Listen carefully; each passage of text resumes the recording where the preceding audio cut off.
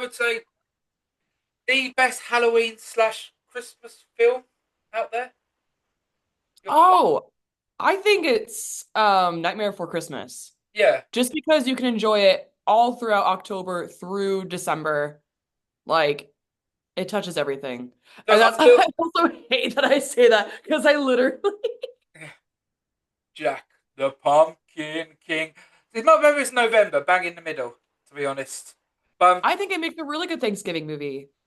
I'm a little bit heartbroken because well, my mum went Potters or something, so obviously she went for the week. So obviously I drove around there and stole her car for the week because well, my car's electric; it can only go 80 miles. So That's not the point. You stole your mom's car? I'm insured on it. It's theft. Stand by it. No, it's called transactional love. Okay, she went away. I stole her car for the week, and I took it back empty. But that's her problem, not mine. Did And you at least fill up the car when you were done? no, no, she's retired. She lives the good life. To be honest, I watered her plants. There's a transaction. That's, That is such do you know son what? behavior. And also, that was a complete lie. I didn't water them. I was meant to. I didn't water them. I just tried to make myself sound good. But the point of the story was her car already has, when you turn it on, it goes to the Christmas radio already. Oh my God. No, no, don't approve of this. We judge.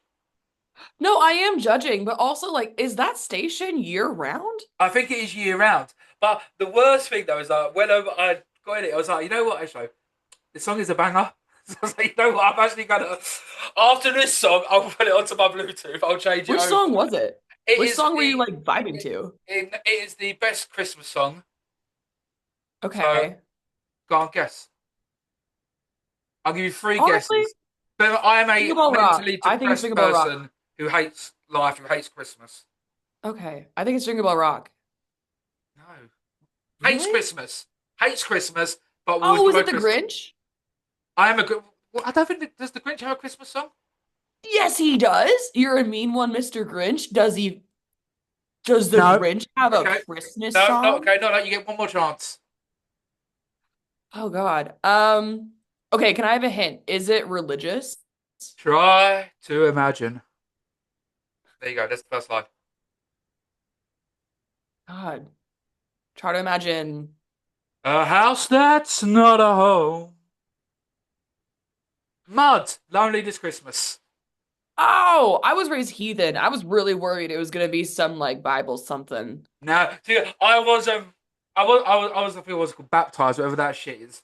But I went to a Oh, we can Christian. swear on here. Okay, cool. Like, Oh yeah, so it's so weird the TOS. So you can't mention anything about grape minus okay. the G standard, or anything. Okay, if you can't have any under 16-year-olds in the background, okay, you can't do nudity. I know all the good material's gone. You can have a gun, but you can't fire it. Yeah, they are the terms of service. Really? Yes, you can have a knife, you can have a sword, you can have a gun, but you can't fire it. They are the terms of How service. do you fire a knife? I don't know, no, but I'm saying weapons in general. Stick with me here. Stick with me here. Like, Yeah, fire a knife, sir? yes, yes, yeah. You can swear away. To be honest, like, Okay. it's not like yeah, no filter. And also, I've always think, should comedy be for over 18-year-olds? Here's the thing. I started watching comedy, I think at like 14. Mm. And I remember going to a stand-up show at 17 Okay. in the States when it was like when like usually clubs are like 21 over.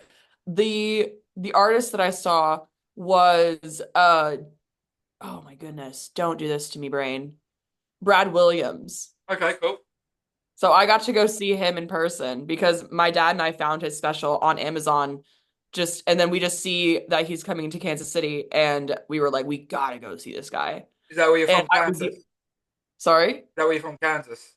Yeah, so I identify as Kansas City because my dad's from Missouri, but my mom is from Kansas. So I just identify as Kansas City because there's two. There's Kansas City, Kansas, and Kansas City, Missouri. Obviously, I'm from London, so my American geography is utter shit. I Okay, know East Coast, West Coast. so Kansas is super easy. Throw a dart in the middle of the country, and that's where it is. I was going to guess the middle. I was going to guess the Yeah. middle. Yeah. No, but it's like bang on in the middle. Right. Like Okay. it's literally the center. But, and like I said, I spoke briefly just before. You've been doing comedy for a year and a bit now. Yeah. So did you ever do it in America? So I actually started doing comedy while living in the UK. Yep. I have done American gigs before. I've done one. I think it was a year ago when I went home for Christmas and there was my the local comedy show had an open mic night and I was like, oh, it'd be so fun to like do an American gig for the first time. So different Yeah. from the London scene. How is it different? You only get 3 minutes. Bro, that's the intro. Literally, What an that you intro. get 3 minutes. And how it works, it's kind of like a never-ending pipeline system. Like, I think when we got there, there must have been like 40 comedians. Ugh, It saturated. started at like 8 and it would just finish until everyone was done. Because you got to remember, you only get like 3 minutes up there. And so pe people are just going and going and going like nonstop. There's no interval. It's literally, and people are just like leaving as soon as they're done. And Yeah. unfortunately, like I was at towards like the end of the night. So I'm like listening to all of these men on stage. And I finally like towards the end of the night, there were like barely anyone there except for like my family that decided to come and support me and my boyfriend at the time. Like it was nuts. And I realized just how much of my material is American living in the UK. Because as soon Right. as I go Okay. home, I'm like, I don't know if I'm funny to Americans because they don't know what a chav is. Like, Yeah. I mean, I don't know why I always think this. I think the UK circuit is so much better than America, but I reckon when you get to the top of the top, America becomes better again. I think it is just because as soon as you get to the top, like it's the country is just so easy to tour because you have 50 Mm. states. But then when you're in the open mic circuit in America, like what do you do? Just like drive from city to city Yeah, and like because state to I state? had a guy on Joe Sirocco. He's quite big in New York, and I said to him, I was like, "Who's your favourite English comedian?" He was like, "Oh, Ricky Gervais." I was like, "Okay, yeah, calm, cool." Any others? He was like, "Oh, I couldn't name another one." Yep. I was like, "Bro, you've been doing comedy what 12 years, and you couldn't name another." Do you know what I mean? I reckon I could probably drop about 50 American comics right now. I think it's see, I also learned comedy through American comedians. Like I will ask you this. What's your Mount Rushmore of comedians? What? Who I think the goats are? Yeah, so you get Dead or four dead? options. Oh, okay, okay. Mount Rushmore, you There's four fucking men on yank. this mountain. Okay. You can put a lady on Dead, there, that would be dead, nuance. dead or alive? Dead or alive? Any. It's just like who Okay. your no, Uh, who your four comedians that shaped you as a comedian. okay, 100%, and they're all American, unfortunately. No, then it's got to be Chappelle, Patrice O'Neill, Pryor, and Burr. They are the four goats to me of comedy. When it comes to intellect wise, I think the smartest comedian is Gervais. Can you hear the screaming child in the flat next to me? Flat next to you, not in the cupboard. I No, I can't. can't Luckily, stress enough that this is my neighbor and uh, I'm just here. I, Like, if you I, hear a screaming child in this podcast, please know it is my neighbors. I no, that is my Pryor is the goat of goats. Yeah, Patrice, Chappelle, and they are, and I know that's so American. It's probably such a cop out. No, it's fine. But like, who are the comedians that shaped you as a comedian? Like, who do you like draw inspiration from? Oh, I just flipped this whole scenario. Now I'm interviewing you. yeah, Like, okay. Right now, present, Adam Ray. oh, nice. Adam Ray. Um, I'm going heavily at the moment into crowd work, and he has been such an inspiration. Just like what's your name, John? I don't think I like your attitude, John. I just been that's such a completely frozen, and then it Yeah. just completely done it. No, Jim, what? Fuck you. This is your interview. What about you?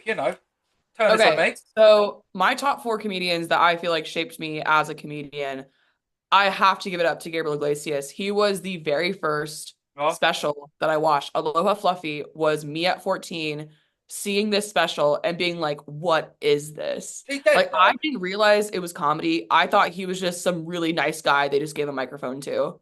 Like, No, he's not dead. Who's the other one who's died? The really big guy.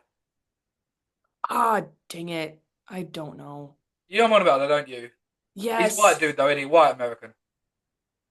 Mm, someone can Google it and Yeah. put it in the comments. Who are we thinking of, chat? Like, Really big guy.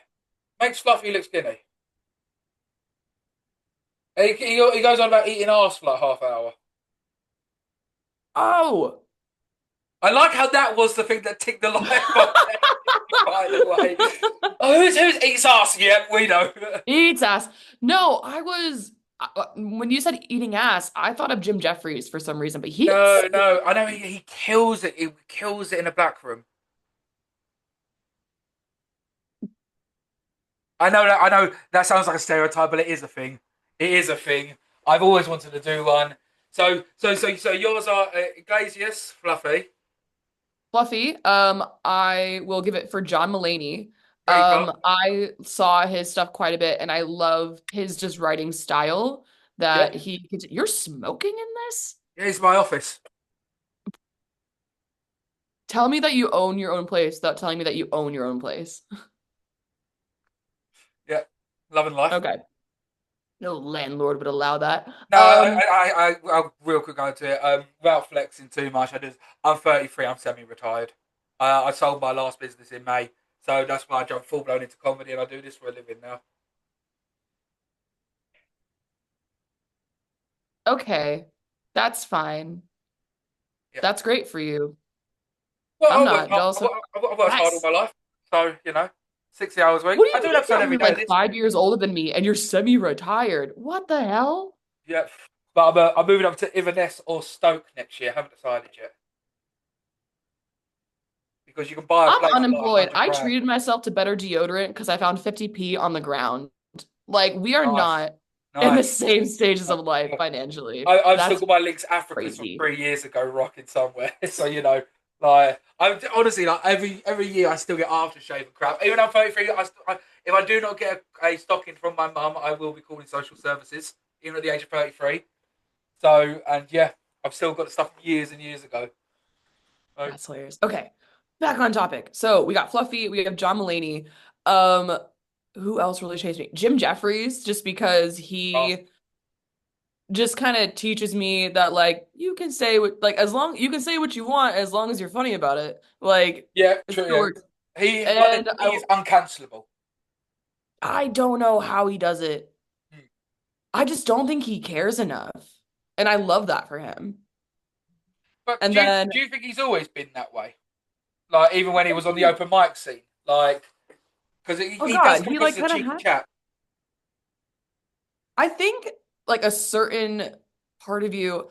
Here's the thing. I think that there's no way that he's actually like that much of a cunt as he is on stage, as he is in real life. Because then no one wants to work with you. If you're not a genuine nice person, I don't think you would like you don't succeed I think he's in a anything in the degenerate. arts.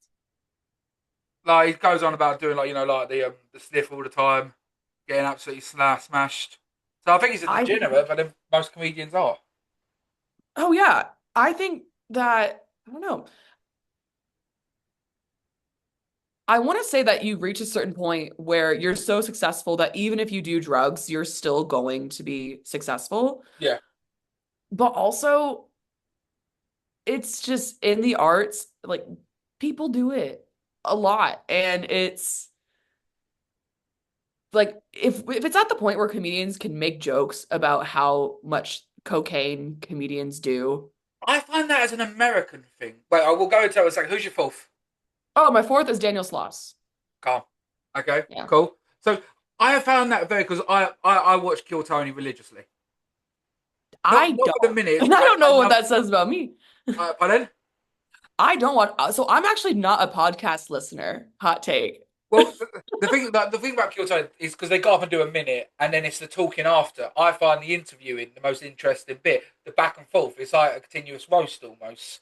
Like, do I Yeah. agree with everything? No, but yeah, I mean, like comedy's subjective. You like stuff, you don't like stuff. You know, it goes with it. Um, but one thing I do, think about watching a lot of American open mic stuff. They all talk about drugs, Yep. but we don't do that over here. I think because this is such a bad reason, but I think it's kind of true. I just think that Americans don't aren't really scared about the law. Like I think that we just like don't care that they're gonna get caught. And I also really hate to say it as well. Like even when I went back home and went to that open mic show, a ton of the comedians were talking about doing drugs, Yeah. but all of them were white. Yes. Do you know, like, uh, uh, I Yeah, did. doesn't that fact like suck? Like, It does because it's almost like I don't know why. No, the way I want to go on that was I gigged with a comedian last Friday, and he went on. He had a go at the crowd. The crowd booed him off because he was mhm. basically like, "Oh, about white privilege and how like you should be ashamed of yourself." And I was like, "Mate, just like fuck off. Like you don't. You are who you are in life." But this last week, I've been noticing it's always the white people. It's always the white people on both sides of everything. It's always the white people. It's like like smoking weed. Come, they always have to mention it. It becomes their personality. I know way more annoying white people that smoke weed than the other way around. Yeah, 100%. Like, And it cringes me. So we'll go to why. So you've been in comedy for about a year now. We started off in the UK, gang gang. Why? so it was kind of an accident. It was kind of just a really impulsive decision. I have to big up the Doghouse Boys of Hatfield, Tom Nestor and Sam Trudge. Okay. They had Doghouse Comedy. They still run it in Hatfield, but at the time a year ago, or like a year and a bit ago, time doesn't exist. They were running Doghouse Comedy through the pub that I worked at, which was the Hatfield Tap. It's also currently where Comedy on Tap is featured now, but this is BC before Comedy on Tap. Oh, it actually works. Okay, BC. So I was working as a supervisor at the Hatfield Tap when I had a manager who at the time had Sam and Tom come do Doghouse Comedy at the Tap. And I went to one of their shows, and because I love comedy, I've always loved watching stand-up comedy and just like having my opinion. And that's why I love stand-up comedy. And so I just went up to him after the show. I went up to Tom and I was like, how do I do that? And he was like, what do you mean? And I was like, how do I go up on stage and like do that? And he's like, sign up. And I was like, that's it? And he was like, yes. And he was like, have you done it before? And I was like, no. And he's like, okay, we've got a show in July. Write 5 minutes and we'll see you in a month. And at that time, this was during university for me. I was doing, I believe it was the summer of my second year, going into third and final year, that I went home for a month and I wrote my 5 minutes and I tested it in front of like my American family. And I had a very sinking feeling that like, oh no, if Americans are laughing, I can't guarantee that British people are gonna laugh too. But I came back and I didn't die on stage. I got some good pops like when I did it. And I remember very fondly after the show in because the show was actually at the Red Lion in Hatfield, if you know, you know. Yep. Um and like I just went up to Tom after doing my first 5 minutes and I look him in the eyes and I go, "When do I start getting paid for this?" Yeah, please tell me. I know. And he's like, "Give it 10 years." And I said out loud, "Oh, so this is gonna be a hobby." And he went, "Yeah." Yeah, but you need. I was like, you don't want to progress too quick. Like Jamie Hutchinson, top lad, had him on, and he was like, it was 8 years before he started getting paid, 12 years before he can make a living out of it. But you need to suck ass for 8 years. you need to earn your stripes. You need to be in the trenches, Yeah. and just it's almost like how long do you get bitter before you get good? I don't know. I think for me it's different because now I've kind of decided very recently that I do want to take comedy seriously. Mm. And in doing that, it also means that I have to apply for the global talent visa, and which means I have to go to the government and like prove that I'm funny. Brilliant.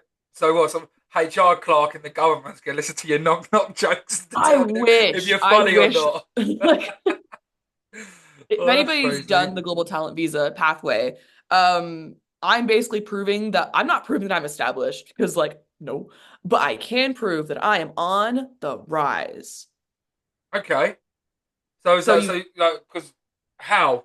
If you don't mind me so you asking. do this thing where you go before the Arts Council of England and you Brilliant. submit a bunch of paperwork saying, like, hey, here's me doing shows, here's an endorsement letter from a person that I've worked with who's paid me for gigs. You're basically proving that you can make comedy as like a living, but you're on the rise. You can prove that you're a leader in your field.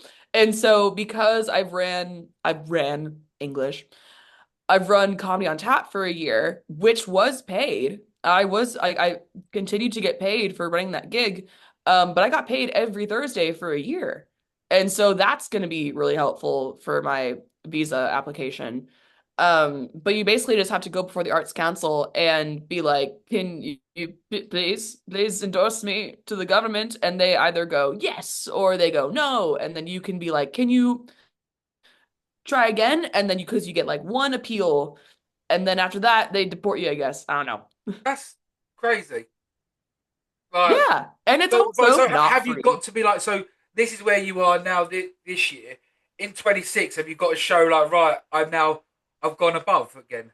Like, have you do you must improve every year? You totally cut out for me, dude. I'm so So I sorry. was gonna My say, so wife like, is my okay, bad. so for this year, you're running, you're running the gig, comparing, getting paid for it. Do you then for 26 need to show how you've gone above that now, and then 27 gone above that? I don't know.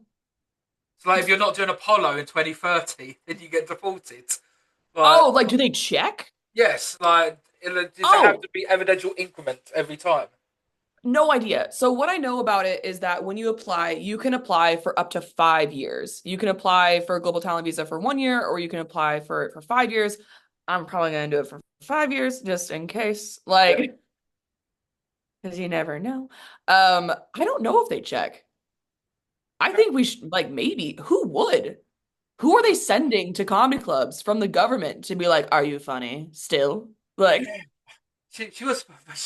They did a but joke also, that how do didn't I like. get that job? Like, I want that position to check on all the people. That is a proof. Yeah, Would have maybe been they just fun. do social media reels like agents now. They don't actually go to the clubs. They just check on Like, your. you get like a random follow on your Instagram, and it's just like you think that it's just like some OnlyFans model, but like, no, it's the government. They're checking that you're funny. Yeah, they've still got their picture, profile picture of up the creek though, just to make sure Oh, that they look camouflaged into it. Or I always found that funny with like starting out comedians. Like down south, they get the up the creek picture, then they get the comedy store picture. yep. Up north, it's the frog and bucket, and then the hot water.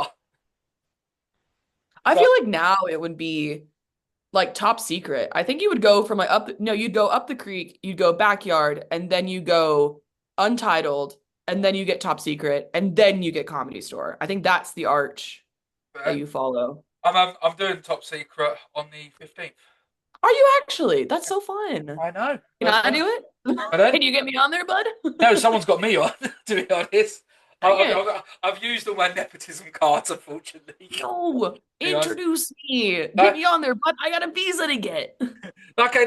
I always like asking like this question with comedy like nowadays. Because like you see some people who have made it, and you're like, look, no offense, you dog. Like, I don't. You might be funny to some people. To me, I know it's all personal opinion. How how like with comedy nowadays, how important is it to be funny in comparison to your social media presence, your marketing, your networking? Okay, so I have a story and I have some perspective on this. Sorry, sorry. So My brother's wife's sister-in-law, she's in labour at the moment, so my phone might ping a little bit. Uh, there might just be a child entering the chat. What do you mean? yeah, no, like what my brother's sister-in-law, she's in hospital at the moment, giving birth. But it's been going on for over an hour. Like, I'm bored of it already. What? You do realize that labor can be like 24 hours, right? Yeah, but I messaged my brother saying, "Do you need anything?" And he was like, "No, I'm good." I was like, "Okay, cool. No. Let me Was know." it their first kid? Second. So Oh, they're fine. exactly. Do you know? They know what they're doing. My twins are doctor as well. If they need it, like what do they need? My moral support.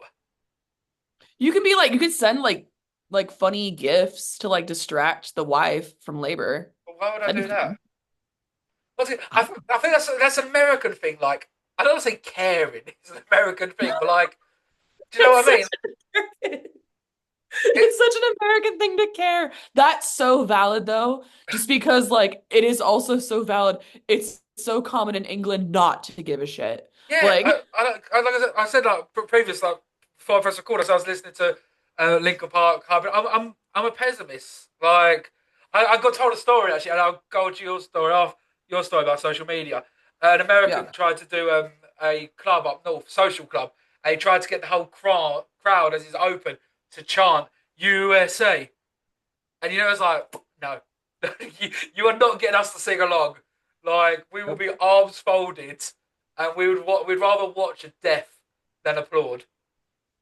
I think though it's weird how like unpatriotic the UK is, but you guys care so much for your football teams. Yeah. You guys won't sing national anthem, but my goodness, Oh, we you will will. sing We'll, "It's we'll sing it. coming home" I thought that was the any day national of the anthem. week. But at least I'm happy you didn't use the word soccer. Oh my, no, don't do Good. it. Then Don't okay. do it. What's your team then? Can I just say something really quick about Right. soccer? You did well. You guys in England originated the word soccer. What do you mean? Ooh, I love this game. Hold on. It's called Ruining a Man's Day. Um, it's my favorite game to play. I do want to get my facts right though, chat. So just like let me hold on. Can I cross my arms for this already in an annoyance? Yes, Thank you. absolutely you can. Okay. Now cross.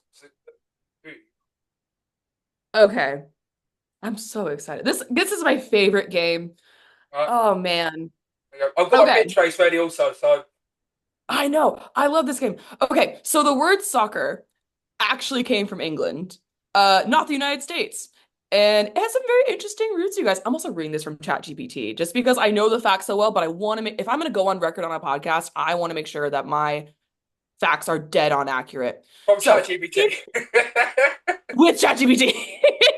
Which um, AI is the most white male thing in the world. Like, to be fair, if AI can't give me a definition of the word, then it's a really bad robot. Okay, in the 1860s, when like various forms of football were being confided in England, the version we know as soccer was actually called association football. Now, in the 1860s, it was really, really common to shorten words down. So association football became ASOC and was also really common in the 1800s for some reason to put ER at the end of words that are trendy. So association became ASOC. ASOC became a soccer. And then you guys got so lazy, you're like, actually, let's just drop the A and let's call it soccer. And then it wasn't until 18 like okay, so it was governed by Football Association, which was founded in 1863. But then I believe it was 1860, I believe it was like the next year, like 1864, when America played their first American football game and we called it football. And it wasn't until, and get this, the 1970s that England started calling it football again. You guys were still saying soccer until the 1970s and forgot to tell America that you took the word back. Thank you for coming to my TED Talk. Yeah, This is very fun. I know this can sound. I don't care. No, I know you don't care, but I I'm care choosing. so I'm much. choosing not to believe it. I'm choosing not to believe it, and that is, yeah. My opinions beat your facts. Sorry, it cares That is the more. most podcast thing to say. That is such, I love that. No, no, don't ruin. No, okay, yeah, you have actually ruined my day a little bit. Joy. About to have my second niece. You just ruined it for me. Every time I look at her now, I'm gonna be disgusted. You've done that. I'm glad that I said it before she came out. I'm glad that I said it before she was I able did. to Wait, hear it. I did get a ping. No, she's not in this world yet. So yep, she She's didn't not hear. out. She didn't She hear it didn't yet. get evicted yet. Yeah, she doesn't give a shit. So, what is your team then? My team is the Kansas City Chiefs, and Football I don't care. team. Oh, I'm from Kansas City. So what's your English football team? Oh, my English football team. I don't have one. No, no, no. Oh, hear me out. When you work in hospitality and you work in a pub for 2 years, do Football, you know politics, religion. sorry? I owned a pub.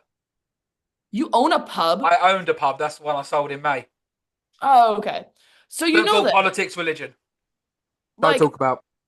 who's the most annoying football team to serve alcohol to? Oh, I don't know. It's all of them. Oh, It's all of them. oh, but I was going to say Liverpool. Can't stand Liverpool fans. Nope, it is all of them. I've seen the most like the nicest men I've ever met in my entire life. As soon as that man kicks a ball on a TV, he turns into the worst human being I've ever met on the planet, honestly. I understand that, but then I've always hated that in life. I've never truly given a shit about anything. Like Yes, you I do. You no, I had care, businesses that you yeah, sold. but I've never been passionate about something that it would affect my mental well-being that bad. Like I support Okay. Arsenal. If they lost, I'd be like, oh, that's a bit shit, and I'd move on. I've never cared about like even like comedians. I love comedy. I love doing podcasts, but I would never ruin my mental state. Yeah. Do you know what I mean? I never put Dido on white flag and cry in the corner. I'll just crack on.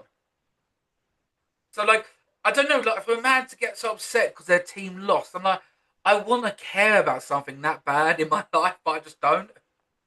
The only time where I really kind of get upset is, and honestly, this is the entire reason why I support the Kansas City Chiefs, is that because they've been doing so well, like in the past years, like I know that like right now in this season, it's very up in the air, but I the wouldn't know. fact that in the I didn't past, have a cancer spot, so yeah, you're fine. In the past 5 years, the fact that we've been to the Super Bowl twice, and the fact that Taylor Swift is going to marry our tight end, like, do you realize how much oh, that's attention okay, cool. That's the team he plays for.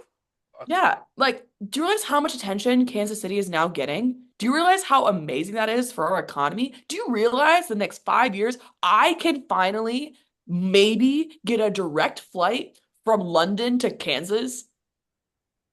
That's all I care about. I only care about, and also like with shows like Ted Lasso, like like Kansas City and like the state of Kansas is now finally getting like a lot of attention, which is amazing. Feed I our was, is that what economy. it, Get me a direct flight. Like that's I all mean, I with want. Ted Lasso, it's do a TV series about football with showing you've never watched football.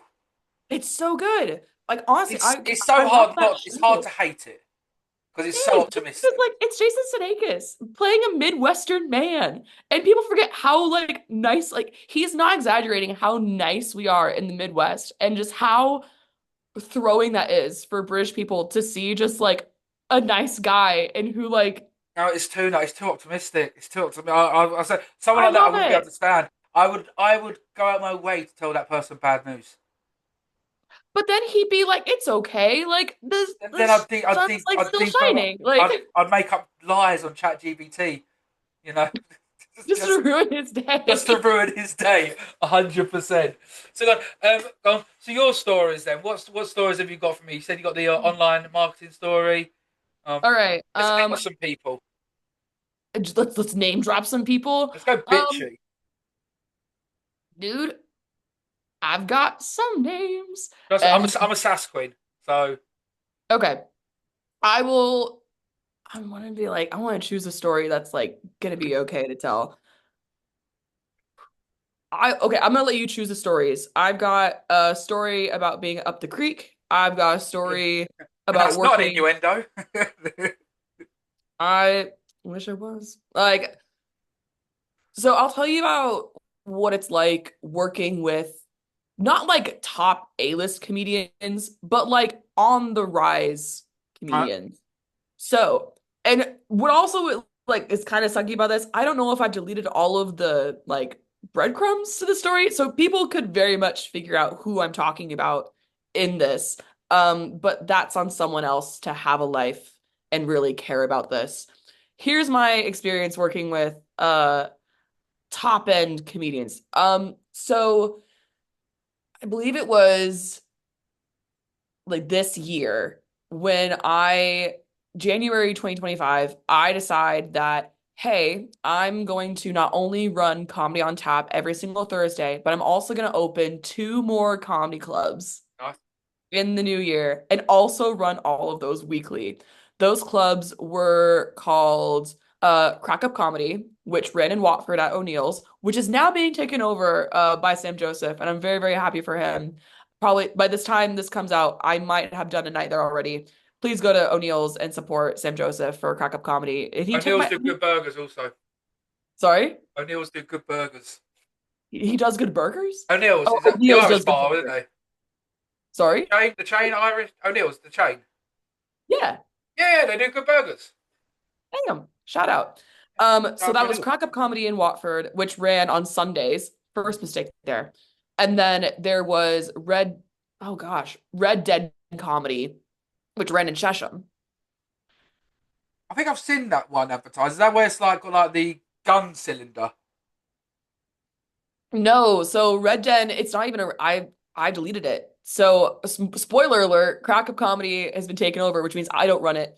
Red Den doesn't exist anymore. The only comedy club that I'm running right now is Comedy on Tap. Okay. So but in this story, I'm now running three comedy nights. And also, I decided that at the end of every month, each club would have a pro night where, and I'll be really transparent about this. The comedian that would be the headliner would get £200 Yeah. for 20 minutes. Yeah. So I'm looking for comedians that have a really big influence, a really big social following, because when you're starting a new venue, if you get someone big, you're hoping that because you've attached this person to your night, that the night will then get more popular because people will be like, oh, well, they get really good people. Yeah. What comes with that though is that you find out that these comedians who you're paying £200, Yeah. biggest divas in the entire world. At this point, I will never pay that much for a comedian. I don't care who you are. I'm gonna have my set rates. I'm gonna give you the amount of time. I can't do it. And also, Red Den Comedy and Crack Up Comedy and Comedy on Tap, they all run through pubs. That's how I build my comedy clubs is that I go to a pub. I say, what day in the midweek do you Yeah. not have a lot of footfall? And they give me a day and I go, here's my daily rate for when I'm doing a gig. Yeah. But then I also want X amount of budget to hire comedians for like a once in a month headliner gig. And that would come through the pub and that would go through the company. I have never personally, that's not true. That's actually a different story. But I've not personally paid any comedians. I'm never out of money and I always get paid. My comedians always get paid. That's how I set up my system. That's also how I keep my nights free. Yeah. I don't charge entry for any of my shows. Even when I booked those £200 headliners, people got in for free. And also, that made one comedian very upset. The fact that I wasn't charging tickets. And I look at him and I'm like, you're getting paid. Yeah. Why does it Why? matter? Yeah. Why do you care? And it's like, well, it's the principle. And I'm like, no, it's not. I emailed you. I guaranteed you money. You're getting stage time. As long as there's one person in the crowd, you're going on that stage. Yeah. Dude, 100 million%. I used to do live music every Saturday in my pub, and it would range from about um, one person, 3 45-minute sets, one person, 200. two people 250, a band 400. Fixed rate is what it is. Take or leave it. I never charge tickets because I always said if I charge you for something, you have the right to complain. Yep. And that was always my theory. And if they're like, oh, this is shit, it's like, well, you didn't pay, you can fuck off. Like, do you know what I mean? It didn't Yep. cost you anything to come here. And that was always my theory as well. Like, if I don't charge, then you can't moan. But it also, I liked the principle of everyone has a right to enjoy comedy. Yeah. As soon as you put like a pay ticket, because I started doing comedy in Hatfield. So Hatfield, for people that don't know or don't live in the UK, or all of my American friends that are listening to this back home, Yeehaw, um, motherfuckers. yeehaw, yeehaw, and naders Stand and by. taters. Uh, so Hatfield is, I don't know if there's a US city to equate it to, but the demographics of Hatfield is you're looking at blue collar, working class people, also known as chavs. Okay. You've also got uni students. So I Who could like to kind act of like equate it. chavs. Sorry. Who like to act like chavs. There's nothing worse than hearing a posh person go, oh, blood, oh, fam. When you get, like, Have posh you been people. to Hatfield? No, I went Brighton uni. But I know, I've seen it so much where you get people like, because there's a lot of people from Jersey and Guernsey, the islands, which are like, like the money islands. And they would come and they would try and talk so gangster. And it was just like, mate, what are Yeah. you doing? I can promise you though, the chavs in Hatfield are real. Like, I can promise you oh, my they are story posh. today. I was a fucking hero today. I stopped a robbery. Stopped a robbery today. What? In my local co-op, I went to get some facts. My local co-op, a guy was putting like cleaning products, like Finish, like detergent shit in his bag. Then like I was there like watching, looking my and the woman who works there came. I was like, "Oh, what are you doing?" I heard that he tried to run off, grabbed him, threw him to the ground, and he was like, "Oh, take it." The guy took one out of his coat. I was like, "No," I took his bag off him while I was having a knee on him, and he was like, "You can't go through my bag. That's illegal." He was stealing. Thank you. I was like, it's such a pity. He was like, no, that's illegal. You can't go through my bag. And I was like, well, call the fucking police. Then he's like, I will. And I like get it all out. I think, well, I track him out the store. I felt, yeah, probably yeah. I was shaking, shitting myself the whole time. But they didn't even give me like £5 off. No, they gave me nothing. They're like, oh, thank you. I was like, yeah, Fair. no, No, no. that's big co-op. That's the big coop. They just Like, gave me two fucking right. But no, at least something like £5 off. Well, like, here's 10%. Thank you for saving us 100 quid's worth of products. So I went back and stole the no, stuff, man. didn't I? Fuck them. But that No, was but the like laugh. that's why you only like that's why the mentality like of people. I'm not saying that I agree with this, but I do. It's okay to steal from big corporations, but if you steal from like a mom and pop shop or like a corner shop or like someone who like actually self-made their business, Hmm. you're the worst person in the world. So honestly, I think you should like let the guy rob co-op. No, I still my because the only one for point of relevance is pint glasses. I am a big pint glass thief, but I hated when people stole my glasses. But I was an independent. Like, Yeah, if don't steal you're from your local pub. But if you want to take the neck oh yeah, oil take the glass, spoon cups all day long, I please. don't think I've ever bought a pint glass. Okay, obviously the ones I bought from the pub, pre 2020. I had a cupboard of pint glasses, and I've never bought a pint glass in my life. That is such a UK culture thing. I am so scared to steal literally anything. I have no game in my mommy taught me well, and she said we don't steal. So like even the fact that like I had a friend who I lived with at uni who would steal things just all the time. Yeah, I know. I And couldn't. I I couldn't do that. But if the night's over and I've got a pint of drink, and I want to walk home drink. take a I plastic. But no. also that's bad for the environment. So I don't really know. Exactly. I'm doing the right thing here. Thank you. Exactly. I So don't go. know. So This isn't a philosophy podcast. Like, I don't know the answer. we're everything here. We're I everything. just know the funniest scenario. Like, So I'm a hero. I don't need to start looking at me as a hero, but just I know you probably don't change your worry, we're views on not. me forever. You know, that's not the sunlight there. That's the glow. That's the aura I now give off.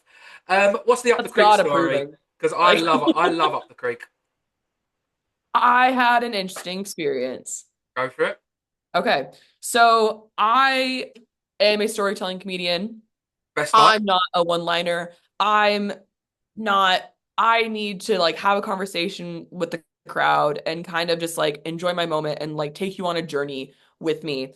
Up the Creek is not like that. Up the Creek, for those that don't know, is a gong show Mhm. where you have, I don't, is it Other classified Creeks, as the a gong comedy club. show? Blackout is the night.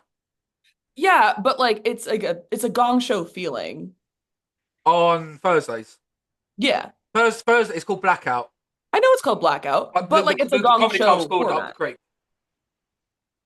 Up the Creek is a blackout, but it's like a gong show format, no? No, no, Up the Creek's the club. They also do Fridays, Saturdays, all that. But their gong show is Thursday nights, Yeah. called Blackout. Oh yeah, let's get the facts right. My bad. So you go and they do this setup, which I really appreciate. It's first come, first on stage. I like that. It makes it very easy to figure out how to do your lineup. Love that for them.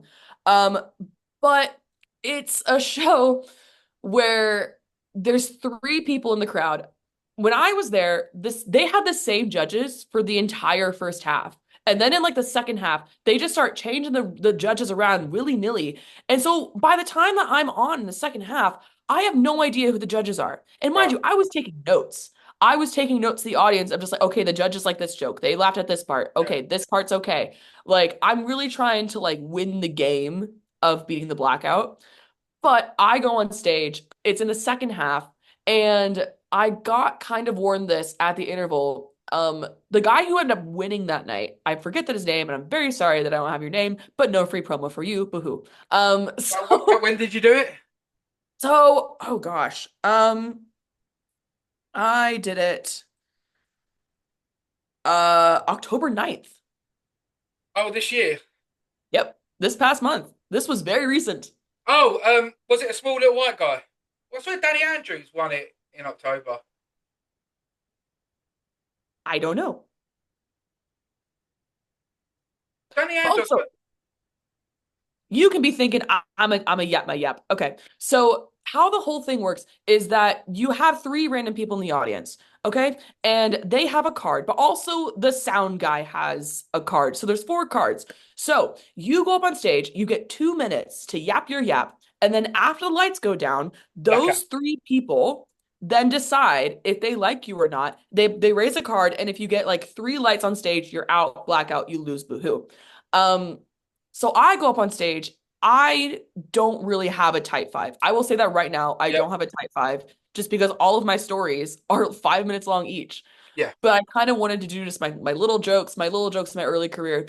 And I'm doing my set, and I started off the set by telling my cover supervisor story, which if you see me, you've heard it before. If you're my best friend, you've definitely heard it before. Hi Charlie. So I'm doing jokes about being a cover supervisor, like being an American in the UK is Yeehaw. weird, is my whole shtick basically. Then I do jokes about being from Kansas, and then because I can see that the lights have gone Yep. down. I have two options, and I'm doing this in my head. Do we tell the joke that has a similar subject to what people have been doing before and has done very well, or do we do the dark joke? I like the dark And jokes, but people don't like dark jokes sometimes. I rolled the dice. I said, no one's done a dark joke yet. That's like really dark. Like none of the comedians have like pushed that line yet. Um, I am an American. I wasn't the only American there tonight, but the thing about being an American comedian in the UK, I'm the only one allowed to do a school pew pew joke Okay, cool. Yep. because I lived it. I did the drills. Yep. And I get, if you go through something like pew pew in school, you have a right to joke about it on stage. You can say Um, school shooting. oh, I can't say school You shooting? can. You just can't reenact one. Oh, okay. So I do my school shooter joke, and the school shooter joke goes like this. Um, I had a British boyfriend, and I took him back with me to the States, and I'm very well aware that Kansas is not a very like destination place to be for a holiday. And so I asked him, like, babe, what's one thing you want to do in America that you can't do in the UK? And he said, I want to shoot some guns. And I said, we can do that here. It's legal. And so we have a great time. We shoot everything from a handgun to a machine gun. His favorite was the AR-15, and my favorite is getting to say hi to all my old school teachers again. Brilliant. Yeah, cool.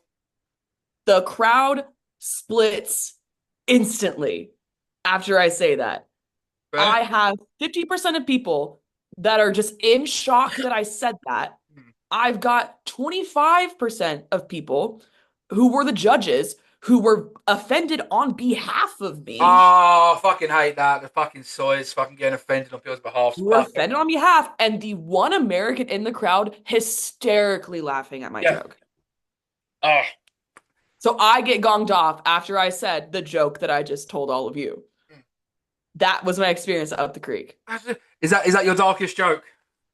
I would say so, just Yeah. because there's not really, I don't have topics about serious things. Like, I'm not Daniel Sloss's ex, dude. I don't have, even though like I have my own personal experiences, I just choose not to mention those stories, mostly because Yeah. I don't know if they're, I haven't made them funny yet, so I'm not going to Yeah. share them. Uh, Um, my favorite one I'm doing right at the moment is it's like I'm a storyteller as well, but there's a lot of little snippets in between them. So, but like the one that always can be in my set is about being a twin. You know how shit is being the afterthought on your own birthday song, not getting to blow your own candles out, all that shit. And then it goes, oh, like you don't compare yourself. Yes, you may be a doctor, you're a struggling comedian, but don't compare yourself. Cheers, Nan. You didn't have to write my birthday card every year. Haha. It's all right though. I won in the long run. She's dead now. Haha. yep. She died of cervical cancer, which was no shock to me because I always thought she was a rotten cunt. That's the gasp. Love it. Yep. And it's like, yeah, that's currently my favourite dark one. Like, It's the darkest one that I have, and it's honestly, it was one of the first jokes that I wrote. yeah. I How, wrote how was that your joke. joke? How has your joke writing like progressed since? Like, well, are there any jokes you look back and you think, why the fuck did I think this was funny? Oh God, yeah. I had a joke about like side hustles. Cool. I didn't like, I'll say the joke now. There's a lot of side, and I hate how I sound like a TV presenter during this joke. Um, like there's people are getting into a lot of side hustles now. Like, men are driving Uber to get the extra coin. Women are doing OnlyFans because they can't drive. Like, Love that. Yeah. okay, but when I see your giggle, it's like it's a little bit funny. It's just that like I just realized that I'm not really a witty writer kind of Yeah. person. Like I have more fun on stage when I just talk about my experiences and I just talk about weird things that have happened to me in a Is that what storytelling you've fashion. led to comparing then? Sorry? That way you sort of led to comparing being an MC? Because you can just rip Yeah. more, like, there's no time frame. There's not like, right, I've got 5, 10, 15, bomb, bomb, bomb. Like, you can just can't rip a Well, little bit and be like, here's the next person, bomb, bomb, bomb, next person. and I will give comedy on tap. So basically my comedy like whole journey is that I started in July 2023 and I started comedy on tap in February 2024. Yep. Um so there wasn't long or like wasn't much time for me to really like develop as a comedian and really do my own stuff. Because as soon as I started doing comedy on tap every single week, I just stopped gigging. I only started doing my show, which meant that for like nearly a year, I was just doing crowd work and just doing like my own gig. And while that was like really fun, like if you do, and you might know this too if you've like run your own night before, you get the same crowd. Yeah. And Comedy on Tap has a very amazing following. Like I give them team names every time they come in. Like we have a group of men who I call the committee just because they've been there since day one. I always go to them after the show and I'm like, who'd you like? Who'd you not like? Like, what'd you think of this? Just because they come every single week. Founding And fathers. Sorry? Founding fathers. The founding fathers of comedy on tap. Like I finally, like after a year, I finally gave them the title of the committee, and their names are Lucas, PJ, and Alfie, and they're around the same age as me. They don't go to uni, but they're like young enough, so they always sit in the front. If you go to my gig in Comedy on Tap, you'll know that there's always two sofas at the very front of the stage, and they always sit in the sofas. I think it's kind of unlike it's That's very cute, isn't it? obvious that Because like that's their spot. Like it's no one also else nice sits that there. you know you've got like free game almost. Like, right, if I need to rinse it to the crowd a little bit, I know I can go into these people hard. Oh, They're not going to care. 100%. I'm not saying it's a safe space, but it's almost like, look, I've got to go to if needed. But also what happens is like you can do the same show every single week. I can't practice my same jokes every single week because the committee gets bored. Yeah. And they know I've been telling my jokes on stage one time and I saw one of them mouthing along to the joke that I was telling. And I'm like, other people haven't like heard this Yeah. joke yet. One person hasn't heard this joke. I can say it. But they get so annoyed with me. And it was in April this year that Comedy on Top took a break. I took a break from doing comedy altogether. I disappeared. I tried to get Curtis Elton to tell people that I got deported. That rumor didn't make it around. Yeah. But I stopped doing comedy. And Did you the burn reason yourself why out I stopped, almost? I did. I absolutely got burnt out. I Yeah. was running Comedy on Tap every week. Remember those two comedy clubs that Yeah. I was also running at the beginning of this year? Like running all 3 nights and starting 2 nights that had just started. One night in Hatfield where it has to just keep going. Just I told myself at the very beginning of doing comedy, as soon as this stops being fun, I'll stop. Yeah. And I was at Crack Up in Watford and I'm in my car and I just feel myself on like the steering wheel and I can feel myself go Mm. and that's when it hit me. It was like, "Oh, we have to like it's hard for us to turn on Yeah. like and get into that." And that's when I was like, "We gotta stop." Mm. Yeah, because Because you've got to always be happy on stage because otherwise they'll see straight through it. yeah.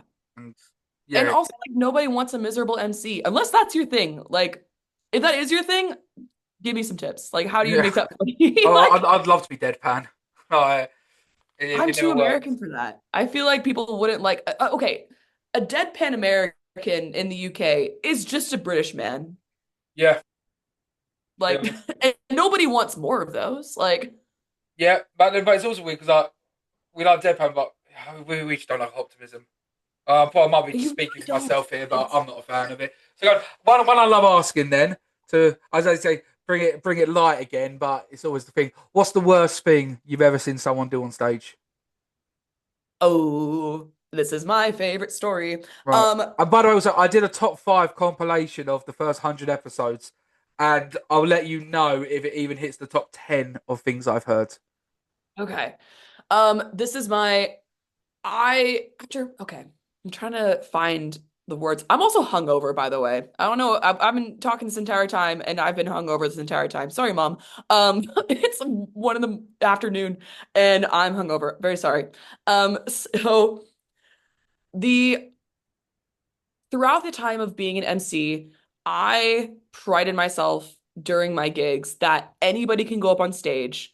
I'm not going to like unless obviously more people have applied than before, Mm. like I don't turn anyone away. Everyone has the opportunity to go up on my stage, say their thing, Yeah. and go off and have an amazing time.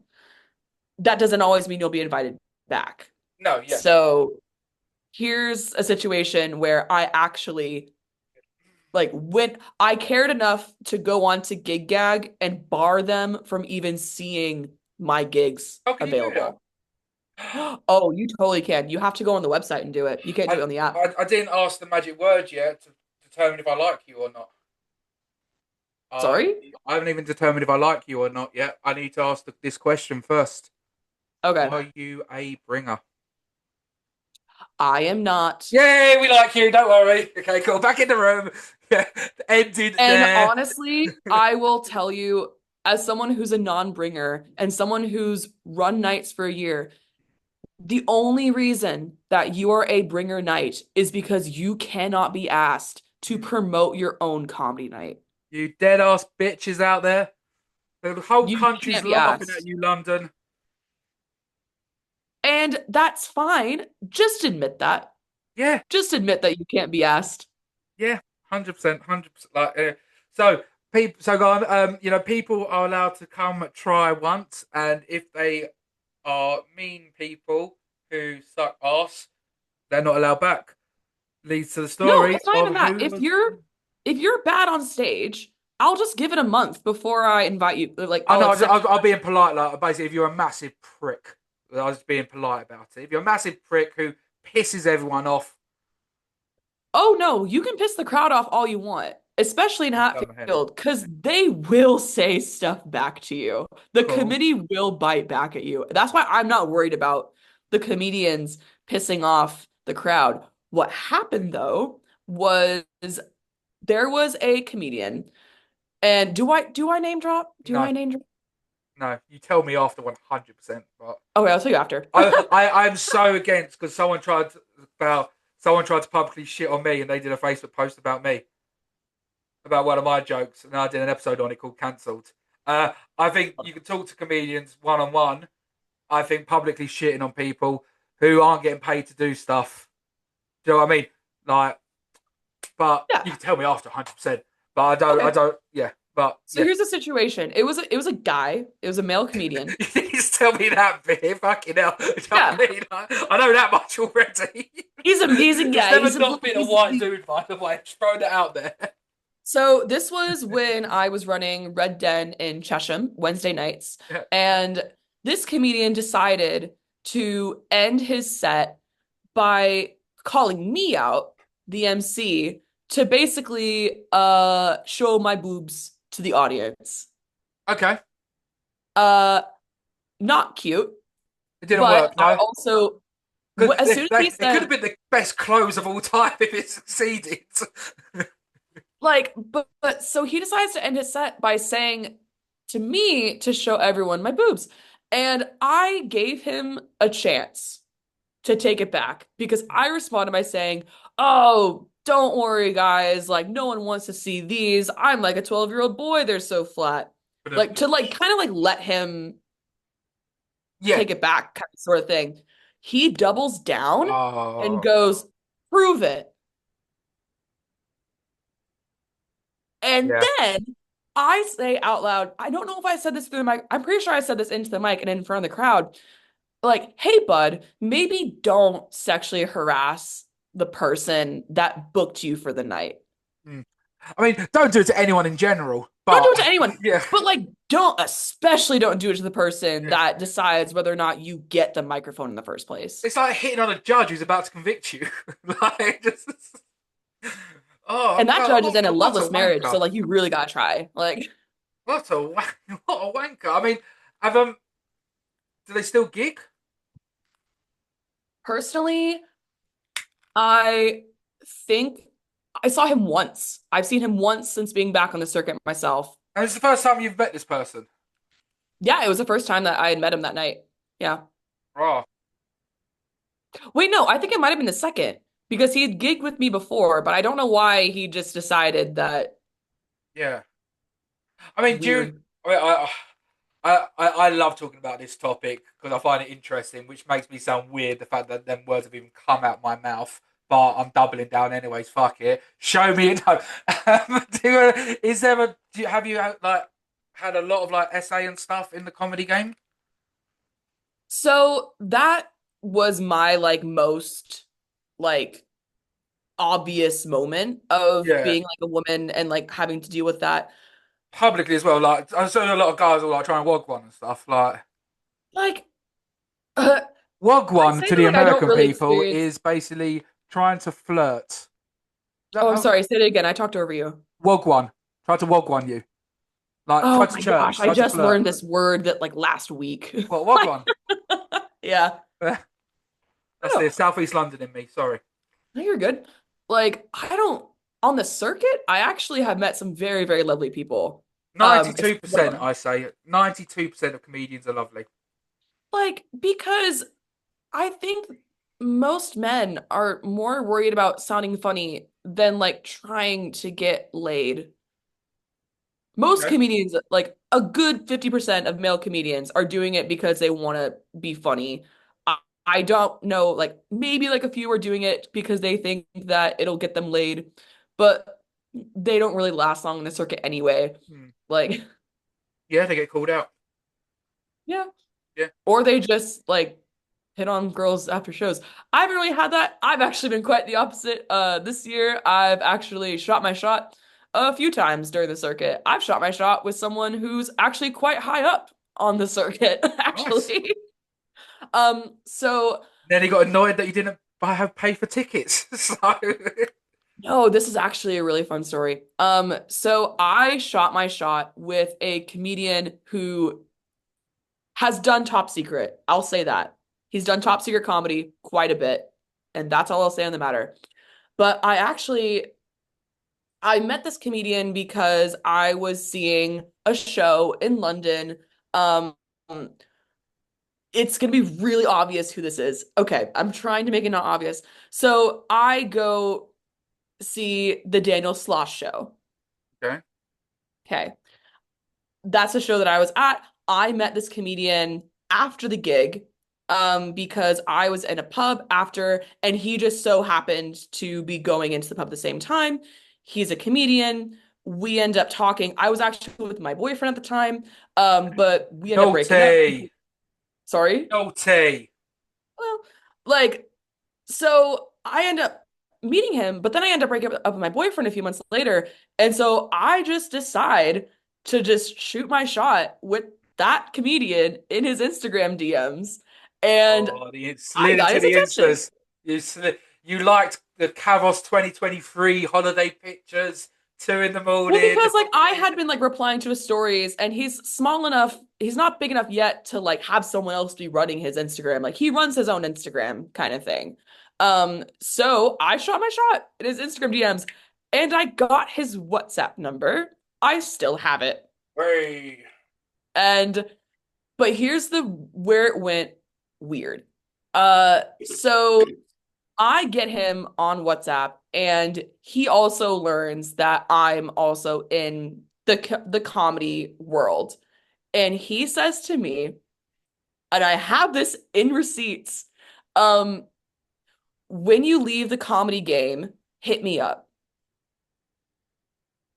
Okay. Basically, like he's like, I don't want to be associated with you because I'm higher up in the circuit than you. So hit me up when you quit comedy.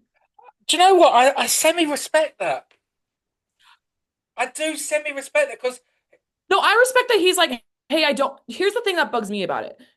I acknowledge that, like, hey, you don't want to be associated with me because I'm in comedy. It's the fact that he said, when you quit comedy, oh yeah, that bit's a bit I'll like oh go yeah on a yeah oh, date with okay you. fair enough, okay that bit yeah I wasn't looking from that bit yeah so it was like when you Yeah, foul come give me a D yeah that bit wankerish but I get the yeah, whole, I do get the whole like I wouldn't want to date another comedian because yeah. like Joe like what run like say well you progress more than that you don't want to be a butt of a story on a stage I respect that No. bit but the yeah when you drop out a comedy bit yeah that's a bit tosserish. Yeah. All right. He's doing very well still. Like, Yeah. he's fine. Like, Yeah. That's, yeah. Ah, would I date another comedian? I think you wouldn't go. there's some actual like comedy power couples. I mean, you look at Tom Segura and his wife Yeah. Christina, like they're killing it. And they're Well, also distinct enough in their own right that I didn't actually know they were married.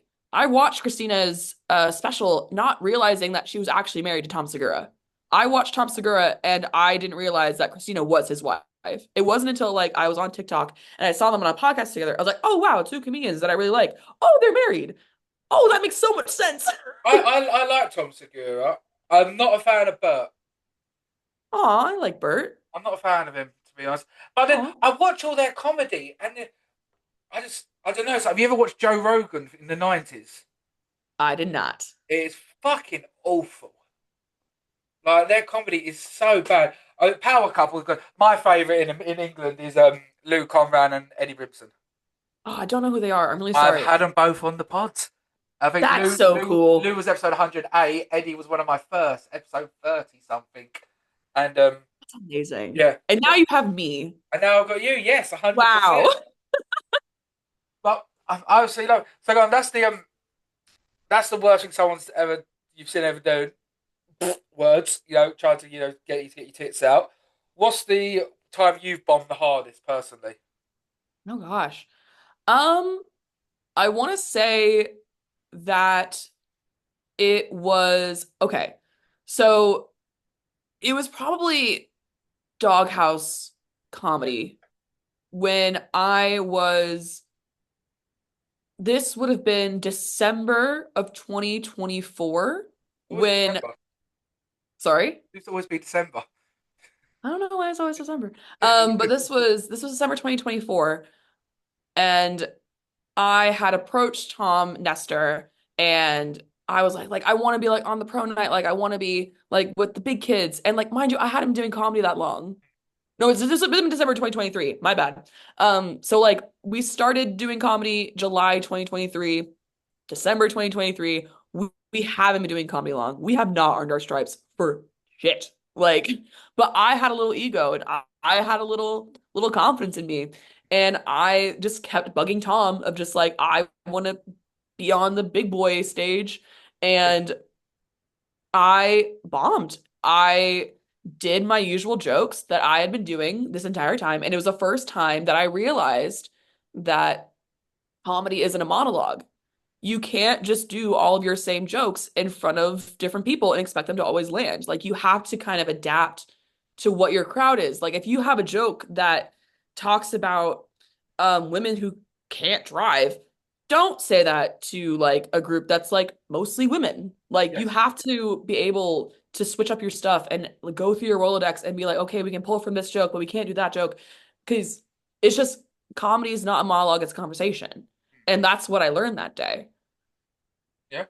Okay. Yeah. So I mean, everyone. I love a good bomb story because like I say that my first gig was Gong Show Comedy Store. Oh God. Yeah. About was it like two Why three would years you ago? do that? Because once again, I emailed them on the day thinking, oh, I'm gonna do comedy. Everyone wants to hear me. I'm gonna be amazing. Yeah, I rocked up wearing sunglasses, and you just think Oh. I just must have looked like the biggest wanker in the Yeah, world. you deserve to bomb that day for sure. A million percent, a million percent. Like you got to humble yourself quick, and It's the, like, I don't know. What do you think about people that do really, really well their first time doing comedy versus doing really, really bad their first time doing comedy? well, I one thing I was shocked about doing this pod is how many people come from doing courses and stuff. That I when I was first starting, people were asking me like, "Oh, where'd you study for comedy?" I was like, "You can study this?" Yeah, I have mixed opinions about them. I think you, they probably teach you some stuff. I mean, the way I've learned comedy mostly, I've sat down with Adam Bloom, like absolute godfather of Well, we comedy. can't all have a comedy daddy. Like, Yeah.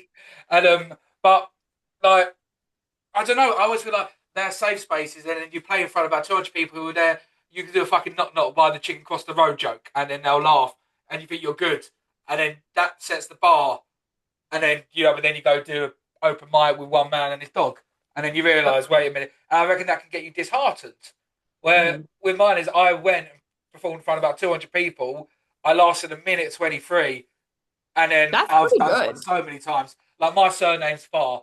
The compare as I left the stage was it Farr? It should be Farr because he was shit. The whole room erupts. Like, you know what I mean? Like you hear the stab everything. Yo, oh fuck. No, I hate that so much. That he ate, he ate. No, it pisses me off so much. No, this has two meanings. Right.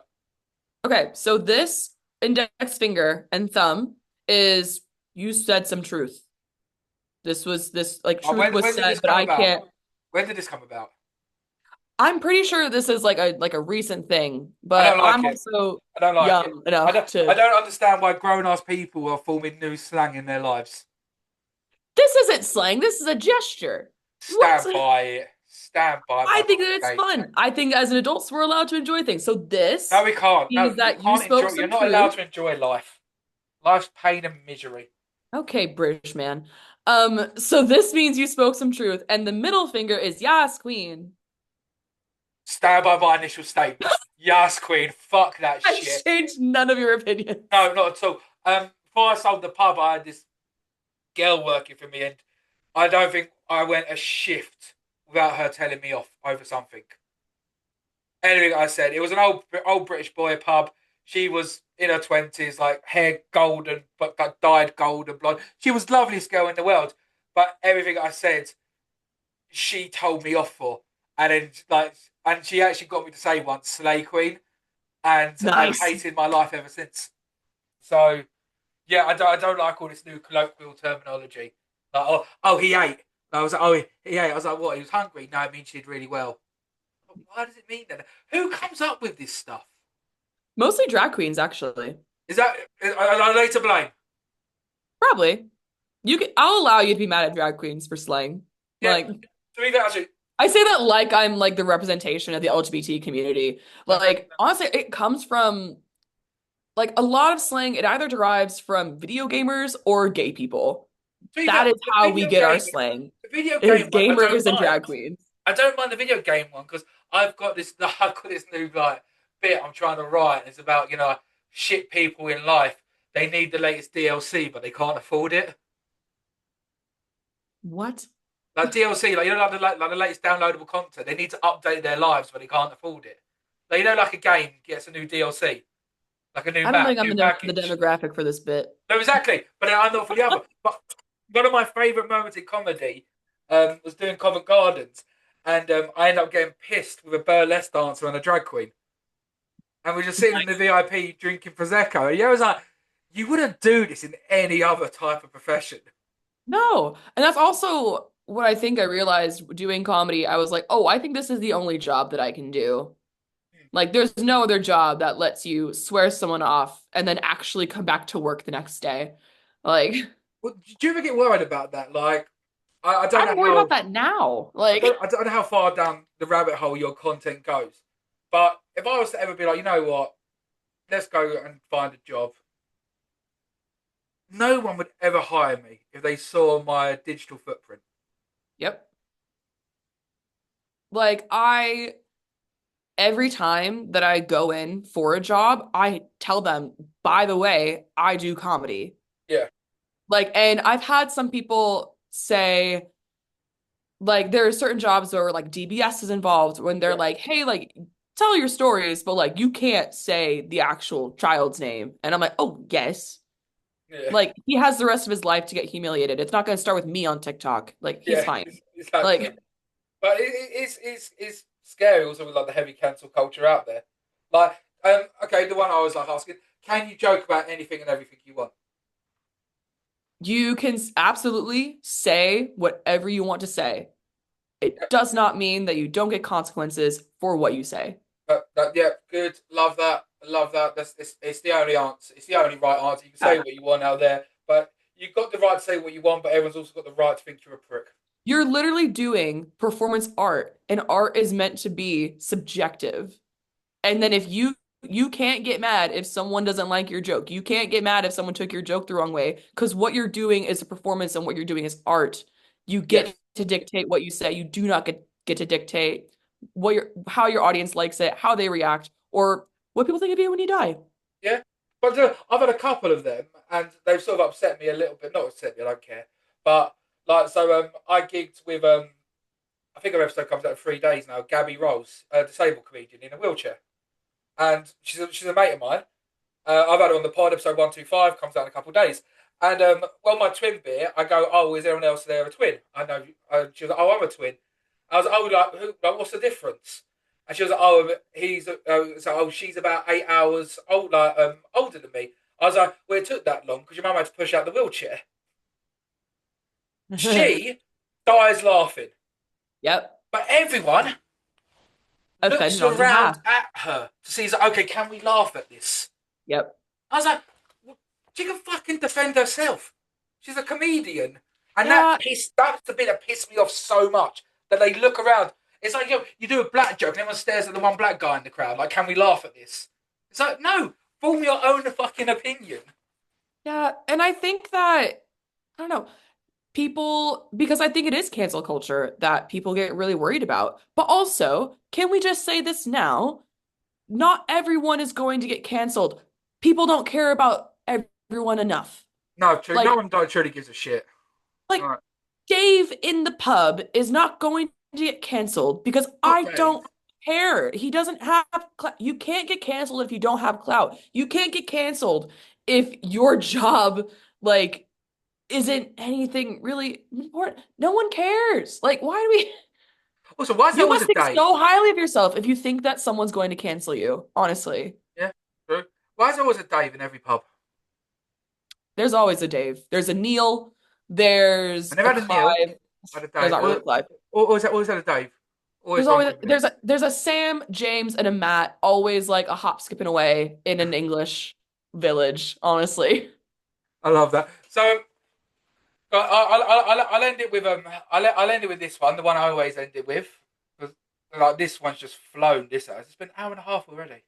Ah, I remember, like, I think it was like episode 80 or so ago. Dan Springfield, fucking love that guy, and oh, I his love one, him too. He's so nice. he's so You got it. fucking good. Love him. And but his one was like 90 minutes long. I was like, holy shit! Like, this is so long. They're just, yeah. We're just I was- vibing. We're just like, I'm in that my pajamas. I have my tea. Like, there it's can't be cold anything left in now. that. Yeah, oh, yeah. That's what's worse. Letting a tea. Oh no, what was the fucking thing? I can't remember it. Let a tea go cold, or forgetting that you had a tea in the first place. I can't fucking remember. Is this your closing question? Tea or coffee? It's the it's the closer. You know, Are you serious? I'm a strong opener. I'm a shit closer. No, the one I always end it with is Okay. standard. Everyone knows it. So, someone comes up to you, they've never done comedy before, and they're like, look, I'm thinking of doing comedy for the first time. Can you give me some advice? And you can't say just do it. Oh God. I know. I have Um, to say that because the first 30 said just do it. And I've said since then, can't say just do it. About 3 episodes can't ago, seem I to do said it. Like some I actual didn't mention advice. it, and they said, oh, just do it. So I have to reinforce this, or unless Nike want to advertise, sponsor me. I I forget who said this quote. Um, but it's what my mom has been telling me a lot lately, just being 25 and just trying to like figure out life in general. Um, and I think it really applies to the arts. And the quote is, if you're good at anything else, literally anything else, do it. And don't do comedy and don't do like the arts. You can only do the arts if you truly cannot do anything else. You will be the most successful if you know that this is the only thing that you can do. Okay, I like that. Yeah. Okay, well, But honestly, like since I'm like quite a good realizing video that, oh, gamer. sorry, So we just I'll, completely talked over each other. I'm quite a good video gamer, so I'll just drop comedy. There you go. Perfect. You can only do the arts if you truly have no other option. But then it's weird though, because when you look at all the top people, they don't look. I don't know. Like, it seems like people like the open mic, all that, are more obsessed. Like, they just seem chill, and I think that's more the way to go. Just do it because it's something you love. Don't become Well, yeah, because obsessed they're with doing it. it. The chillest comedians are the ones that do their open mic once a month or two. They have their good laugh, but then they go back to their job that actually is paying the rent. Yeah. That's why they're happy. They know it's not their only option. You, me, we're depressed because this is the only thing that we're going to be able to do. Like, But weird enough, I prefer doing the podcasting to doing the comedy. well, yeah, because I feel like well, because you don't get judged I doing do. it. I get hated on. You get haters in your comments, but you can delete those. You can't delete a heckle on No, but stage. I don't mind. Weirdly enough, I've never actually had a bad heckle, but I have Yeah. had bad comments.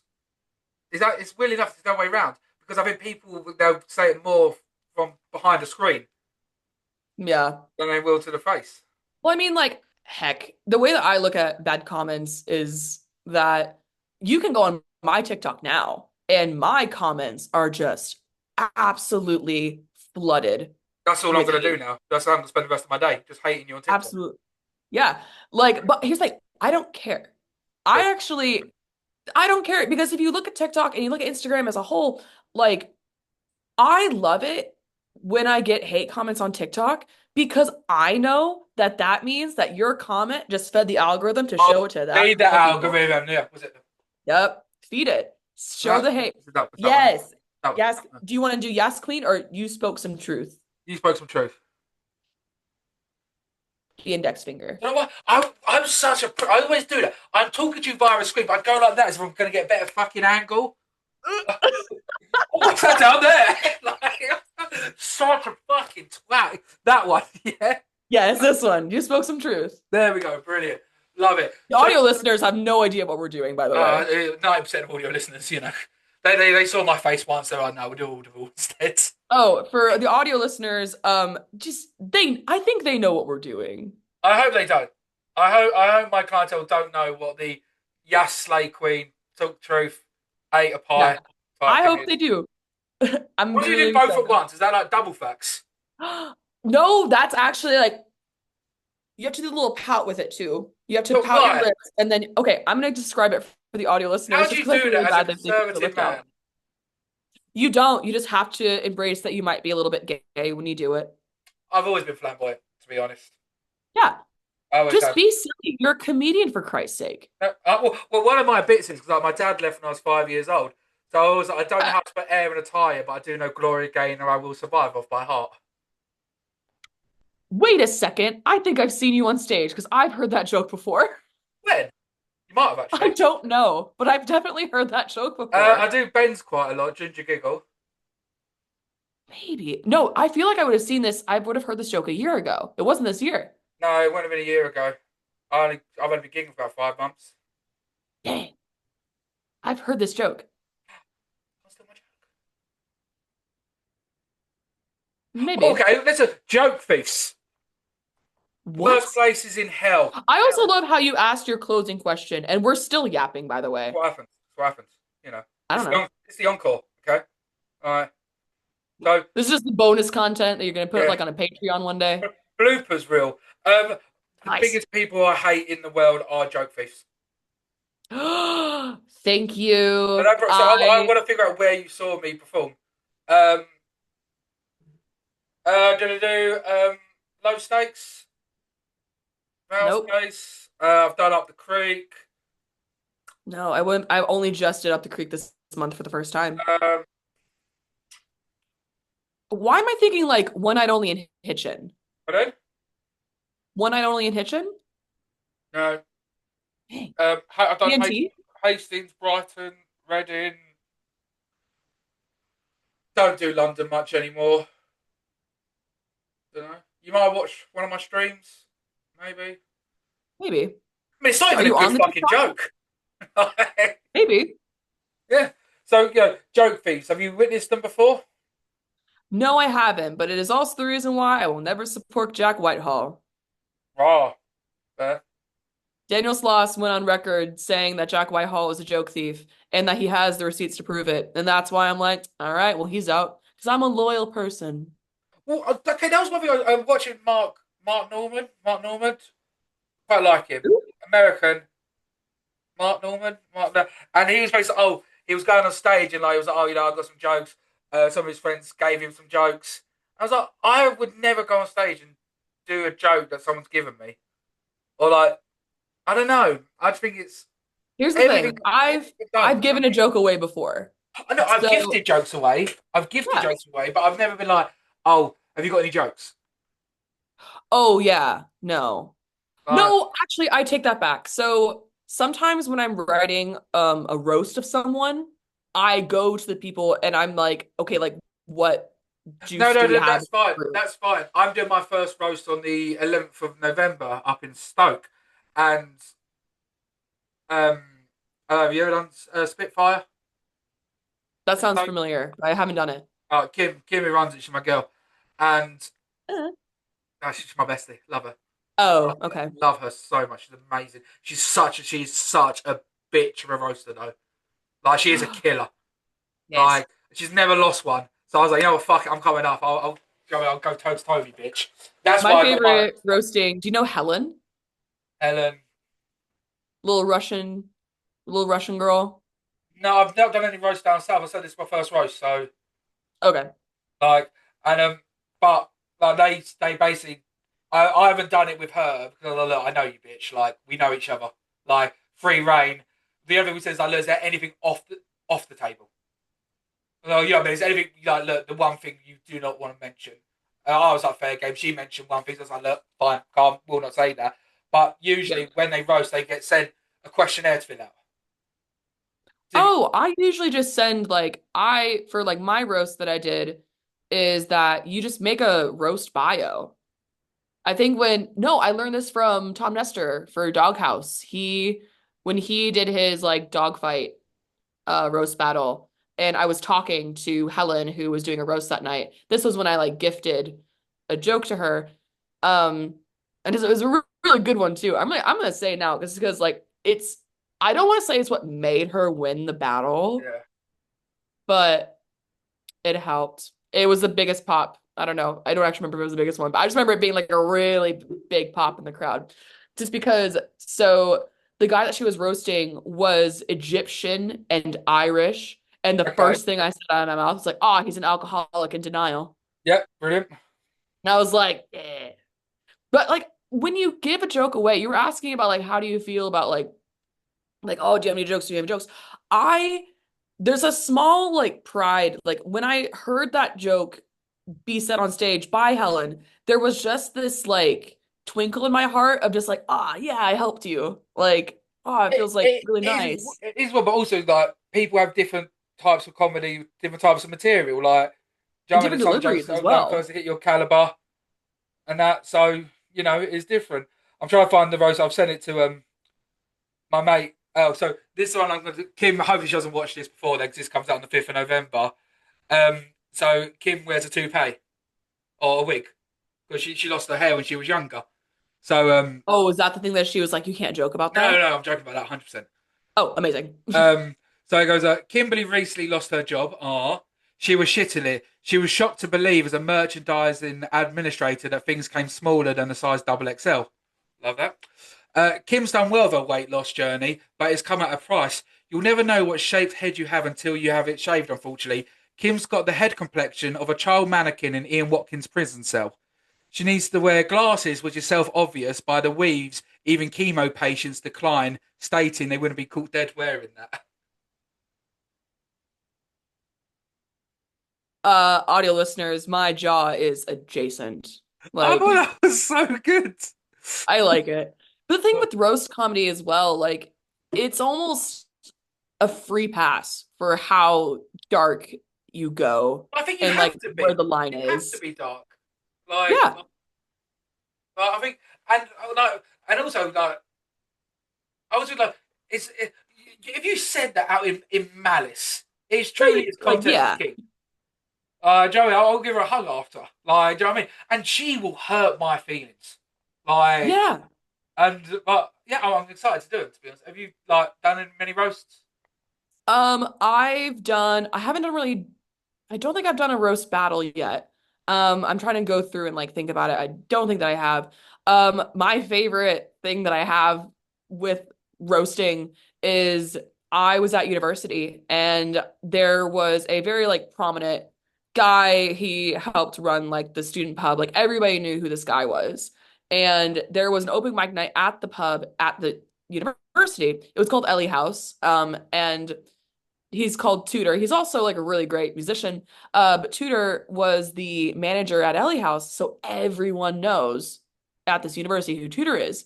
And so when they had an open mic night, I was like, "Hey, can I do my comedy? But can I do a roast of you?" And he was like, "Absolutely." And that roast set is my favorite thing that I've ever written. I'm gonna call it my magnum opus that I have is just because I wrote that set with help of all of the Ellie House employees Nice. and like everyone around me. It was the most fun thing to write just because I was working with all these people.